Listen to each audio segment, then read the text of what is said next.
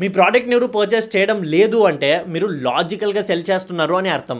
Daniel కాన్మెన్ అనే ఒక Nobel prize win చేసిన సైకాలజిస్ట్ అతని స్టడీలో దీన్ని ప్రూవ్ చేశాడు కూడా. ఆయన స్టడీ ప్రకారంగా మనం ఏదైనా ఒక ప్రోడక్ట్ను పర్చేస్ చెయ్యాలి అంటే ఆ పర్చేస్కి రీజన్ 90% ఎమోషనల్గా ఉంటుంది అండ్ 10% మాత్రమే లాజికల్గా ఉంటుంది. సో ఇప్పుడు ఈ ఇన్ఫర్మేషన్ పెట్టుకొని మనం ఏం చేయవచ్చు?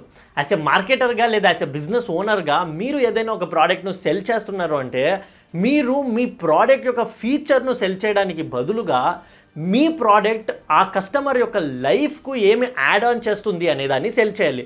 దీన్ని ఆఫ్టర్ ఎఫెక్ట్ రిజల్ట్స్ అంటారు. ఫర్ ఎగ్జాంపుల్ ఒక జిమ్ మెంబర్షిప్ను సెల్ చేయడానికి జిమ్ ఫీచర్స్ ఎక్స్ప్లెయిన్ చేయడానికంటే ఆ జిమ్ను మీరు ఆప్టిన్ చేస్తే మీకు వచ్చే రిజల్ట్స్ ఏంటి, లెట్స్ సే 6 months తర్వాత మీరు ఎలా ఉంటారు, 12 months తర్వాత మీరు ఎలా ఉంటారు అనే ఛాన్సెస్ లేదా ఇమేజెస్ వాళ్ళకు చూపిస్తే పాసిబిలిటీ ఆఫ్ వాళ్ళు మీ మెంబర్షిప్ తీసుకోవడం ఎక్కువగా ఉంటుంది. సరే బ్రో, ఈ ఆఫ్టర్ మార్కెటింగ్ స్ట్రాటజీ బాగుంది, కానీ ఇది మార్కెటింగ్లో ఎక్కడైనా వర్క్ అయ్యిందా అని మీరు అడిగితే institute of practitioners in marketing అనే ఇన్స్టిట్యూట్ వాళ్ళు రన్ చేసిన ఒక స్టడీలో వాళ్ళు 1400 క్యాంపెయిన్స్ అక్రాస్ ఆల్ ది ఇండస్ట్రీస్లో చేసినప్పుడు ఎవ్రీ సింగిల్ టైం ఎమోషనల్గా రన్ చేసిన యాడ్ క్యాంపెయిన్స్, ఎమోషనల్ లాజిక్ ఉన్న campaigns every single time win అయిందంట. సో ఇప్పుడు మీ బిజినెస్కు మీరు దీన్ని ఎలా అప్లై చేయొచ్చు అంటే నన్ను ఫాలో చేసుకొని ప్రాంప్ట్ అని కమెంట్ చేయండి. నేను ఈ ప్రాంప్ట్ను మీకు సెండ్ చేస్తా. దాన్ని యూటిలైజ్ చేసుకొని మీరు మీ ప్రోడక్ట్ ఆర్ సర్వీసెస్కి ఈ ఎమోషనల్ ఆఫ్టర్ వర్షన్ స్ట్రాటజీని రాసుకోవచ్చు.